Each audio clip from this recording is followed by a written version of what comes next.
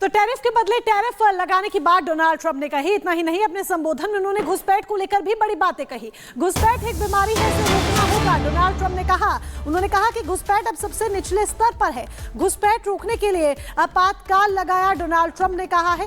Donald Trump संबोधित कर रहे हैं सदन को और 43 दिन का उनका जो पूरा अभी तक का कार्यकाल रहा है उसको लेकर भी बड़ी बातें डोनाल्ड ट्रंप कह रहे हैं, जिस पर दुनिया भर की इस वक्त नजर है। Hours of taking the oath of office, I declared a national emergency on our southern border, and I deployed the U.S. military and Border Patrol to repel the invasion of our country. And what a job they've done. As a result, illegal border crossings last month were by far the lowest ever recorded, ever.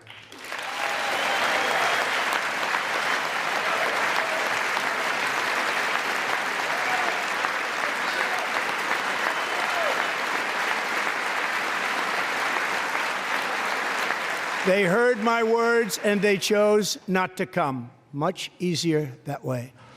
In comparison, under Joe Biden, the worst president in American history, there were hundreds of thousands of illegal crossings a month, and virtually all of them, including murderers, drug dealers, gang members, and people from mental institutions and insane asylums, were released into our country. Who would want to do that?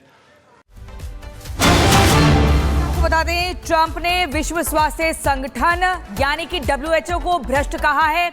America Paris समझौते से अलग हो गया है। ये बड़ी जानकारी आपको दे दें, तमाम बातों का जिक्र कर रहे हैं डोनाल्ड ट्रंप, जिसमें जो बाइडेन को सबसे अब तक के जो वर्स्ट राष्ट्रपति हैं ऐसे कह के संबोधित कर रहे हैं। इसके अलावा विश्व स्वास्थ्य संगठन पर भी यहां पर निशाना साधा गया है। साथ ही आपको बता दें, डोनाल्ड ट्रंप ने यह भी कहा कि बाइडेन ने अमेरिकी अर्थव्यवस्था को तबाह कर दिया है। बाइडेन के कार्यकाल में सबसे ज्यादा घुसपैठ हुई है। क्या कुछ कहा है, आपको सुनवाते हैं। $22 billion from HHS to provide free housing and cars for illegal aliens. $45 million for diversity, equity, and inclusion scholarships in Burma. $40 million to improve the social and economic inclusion of sedentary migrants. Nobody knows what that is. $8 million to promote LGBTQI+ in the African nation of Lesotho, which nobody has ever heard of. $60 million for indigenous peoples and Afro-Colombian empowerment in Central America. $60 million. $8 million for making mice transgender. This is real. $32 million for a left-wing propaganda operation in Moldova. $10 million for male circumcision in Mozambique. $20 million for the Arab Sesame Street in the Middle East. It's a program. $20 million for a program. $1.9 billion to recently created Decarbonization of Homes Committee, headed up, and we know she's involved. Just at the last moment, the money was passed over by a woman named Stacey Abrams. Have you ever heard of her? A $3.5 million consulting contract for lavish fish monitoring. $1.5 million for voter confidence in Liberia. $14 million for social cohesion in Mali. $59 million for illegal alien hotel rooms in New York City. He's a real estate developer. He's done very well. $250,000 to increase vegan local climate action innovation in Zambia. $42 million for social and behavior change in Uganda. $14 तो Trump इस वक्त भाषण दे रहे हैं और Trump के भाषण पर पूरी दुनिया की नजर है। स्क्रीन पर आप कर्नल शैलेंद्र को देख रहे हैं, डिफेंस एक्सपर्ट है। बहुत बहुत स्वागत है कर्नल शैलेंद्र आपका। कर्नल शैलेंद्र, ट्रंप को हमने सुना और सिर्फ हम नहीं बल्कि पूरी दुनिया इस वक्त सुन रही है। यकीनन पूरी दुनिया की ट्रंप के भाषण पर नजर है। 43 दिन का कार्यकाल, उसका लेखा जोखा भी इन शॉर्ट हम कह सकते हैं और इसके साथ ही बड़ी बातें वो कह रहे हैं। किस नजरिए से आप उनके इस भाषण को देखते हैं अभी तक जिन्होंने बातें कही, चाहे वो टैरिफ को लेकर हो या घुसपैठ को लेकर हो? जय हिंद, नमस्कार। मुझे लगता है कि ट्रंप यूएस को ही नहीं पूरी दुनिया को इस समय अफेक्ट करने वाले हैं, क्योंकि जो अनाउंसमेंट्स, जो रेडिकल अनाउंसमेंट्स उन्होंने करी हैं वो हर जगह अफेक्ट होने वाला है। यूक्रेन युद्ध अफेक्ट होने वाला है, इजराइल युद्ध अपने आप में अफेक्ट हो रहा है ऑलरेडी, पूरे वर्ल्ड में ट्रेड अफेक्ट होने वाला है।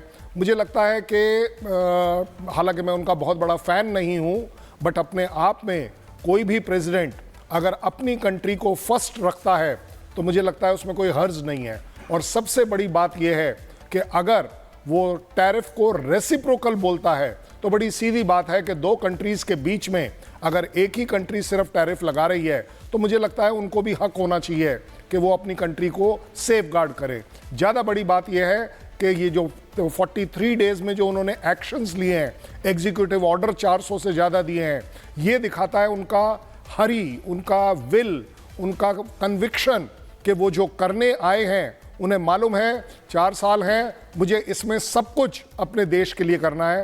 He is making his country proud. और मुझे लगता है कि आज आप जिस तरीके से आप उनका वेलकम देख रहे थे उनके पार्लियामेंट में, वो दिखाता है कि सब के सब दिली दिल में जो चाहते थे यूएस में वो अब हो रहा है। ये पॉपुलैरिटी के पॉइंट्स हैं।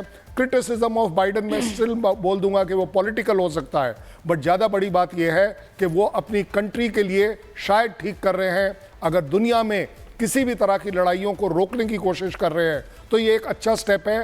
टैरिफ हो सकता है हमें भी अफेक्ट करे, बट अपने आप में tariff is not the end of the world.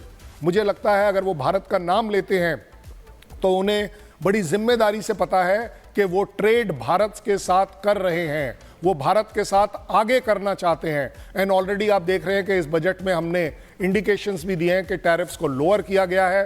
Trump की ये एक बड़ी यूनिक कैपेबिलिटी है कि वो मून मांगते हैं और फिर वो भारत को ले लेते हैं। वो हमेशा आगे की बात मांगते हैं क्योंकि उन्हें मालूम है कहीं ना कहीं कंप्रोमाइज करना पड़ेगा। ऑलरेडी अगर टैरिफ्स डिक्लाइन पर हैं तो वो अब और प्रेशर क्रिएट करना चाहते हैं थ्रू इंडिया, थ्रू चाइना, कि यस आपको मेरी कंट्री के साथ इकट्ठे चलना है। सिर्फ आप अपनी इंडस्ट्री को प्रोटेक्ट करें तो यूएस को भी हक है कि वो अपने आप को प्रोटेक्ट करें। बिल्कुल, लेकिन सर जिस तरीके से 2 अप्रैल की तारीख का ऐलान भी हो चुका है, भारत के साथ साथ चीन, मैक्सिको, कनाडा कहा है कि यहां पर भी टैरिफ लगाया जाएगा, यानी कि रेसिप्रोकल टैक्स के जरिए ही अब अमेरिका को अमीर बनाने का प्रयास है। लेकिन आप मुझे ये भी समझाइए और दर्शकों को बताइए, बार बार डोनाल्ड ट्रंप कह रहे हैं कि हमने 43 दिनों में वो काम कर दिए जो पिछली सरकार 4 या 8 साल में नहीं कर पाई, और जो बाइडेन को बोल रहे हैं कि अब तक के सबसे खराब राष्ट्रपति रहे। आखिर क्यों ऐसे कहा जा रहा है और 43 दिनों में ऐसा क्या काम हो गया? देखिए, सबसे बड़ी बात यह है कि जब जो बाइडेन की बात आती है, दिस इज पॉलिटिकल राइवलरी, और वो अपनी कंट्री को, अपने कंट्रीमैन को कन्विंस कर रहे हैं सो दैट जितने एक्शंस वो लेते चले जा रहे हैं उसका सपोर्ट लोकल रहे, क्योंकि लोकल सपोर्ट होना अपने आप में बहुत ज़रूरी है। जहां तक बात है 43 दिन में उन्होंने ऐसा क्या कर दिया, उन्होंने इलीगल इमिग्रेंट्स को वापस भेजा है।